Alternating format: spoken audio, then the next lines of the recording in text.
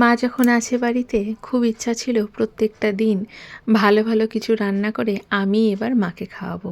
মাকে একটা দিনও রান্না করতে দেব না। আর এবার আমি সেটাই করেছি জানো, প্রত্যেকটা দিন নিজেই রান্নাবাড়িগুলো করেছিলাম, মাকে কিছুই রান্না করতে দিইনি। একদিন খালি মাটন সারা করেছিল, তাও বছর এই কর্তামশাইয়ের কড়াইশুঁটি আবদারে। পাওয়া গেলেও শীতের কড়াইশুঁটি একদম ফ্রেশ হয় তো, তখনই কিন্তু এই কড়াইশুঁটির কচুরিটা খেতে ভীষণ ভালো লাগে। মোটামুটি ধরে নাও 1/2 কিলোর মতো কড়াইশুঁটি ছিল।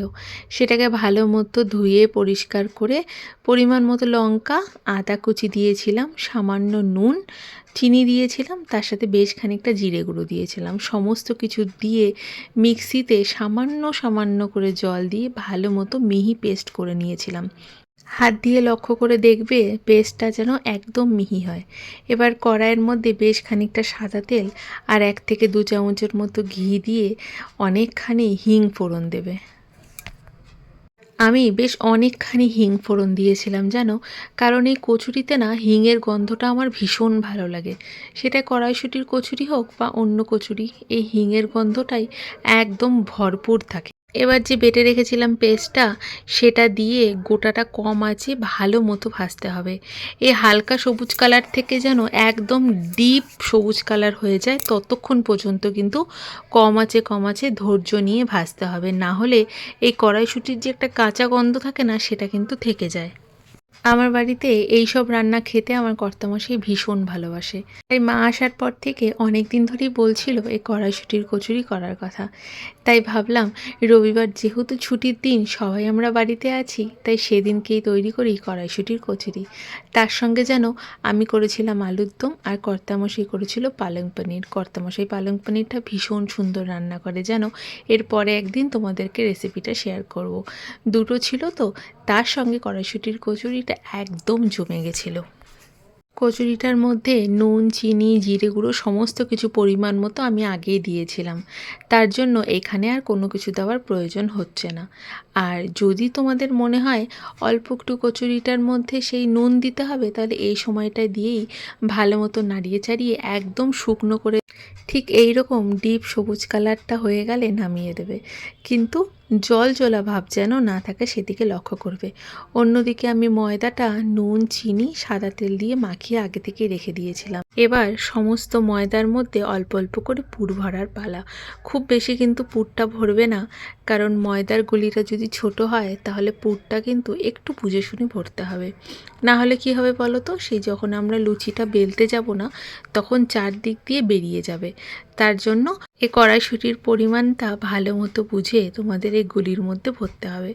আমি সমস্ত কিছু আগের থেকে তৈরি করে রেখে দিয়ে তারপর এক এক করে বেলে ভেজে নেব। যতই বলো, এই শীতকালে প্রত্যেকটা বাড়িতে একবার অন্তত এই ফ্রেশ কড়াইশুঁটির কচুরি কিন্তু হতেই হয়। যতই রেস্টুরেন্টে খাই না কেন, আমার মনে হয় বাড়িতে বসে নিজের হাতে সমস্ত কিছু তৈরি করে প্রিয় মানুষদের খাওয়ানোর কিন্তু মজাটাই আলাদা। আর আমার কর্তামশাই না একদম রেস্টুরেন্টে খেতে পছন্দ করে না জানো।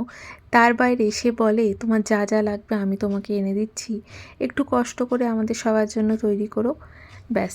আর আমি অল্প অল্প করে সমস্ত কিছু তৈরি করতে শুরু করে দিই। আজকে যেহেতু সকাল থেকে সমস্ত কিছু প্ল্যান ছিল যে কি কি রান্না করব, তাই আমি কিন্তু সকালবেলায় মোটামুটি হাফ জোগাড় করে রেখেছিলাম। কড়াইশুঁটির পুরটা কিন্তু আমি সকালেই তৈরি করে রেখেছিলাম, আর তার সাথে আলুর দমের আলুটাও সেদ্ধ করে রেখেছিলাম, আর পালং শাকের জন্য পালং শাকটাও সেদ্ধ করে রেখেছিলাম।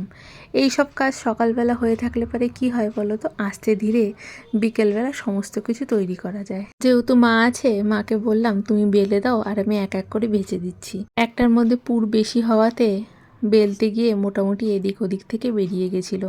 এক এক করে সমস্ত লুচিগুলো ভেজে নিয়ে সবাই মিলে একসাথে খেতে বসবো। আজকে আর কাউকে আগে দেব না, কারণ এগুলো সমস্ত কিছু তৈরি হলে গরম গরম খেতেই ভীষণ ভালো লাগবে।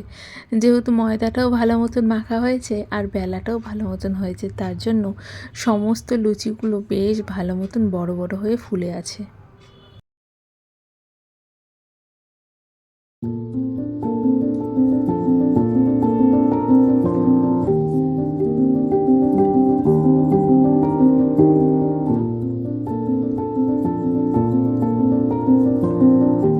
মায়ের সহযোগিতায় সমস্ত কিছু তৈরি হয়ে গেছে।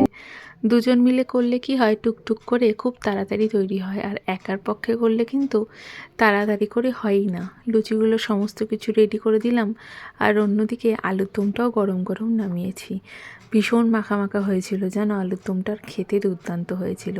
আর পনিরটার তো কোনো কথাই নেই, পালক পনির ভীষণ সুন্দর বানায় আমার কর্তামশাই। সত্যি কথা বলতে আমরা আলুর দমটা কমই খেয়েছি, আর পনিরটা সবাই একটু বেশিই খেয়েছি। পনিরের রেসিপিটা অন্য একটা দিন তোমাদের সাথে শেয়ার করব।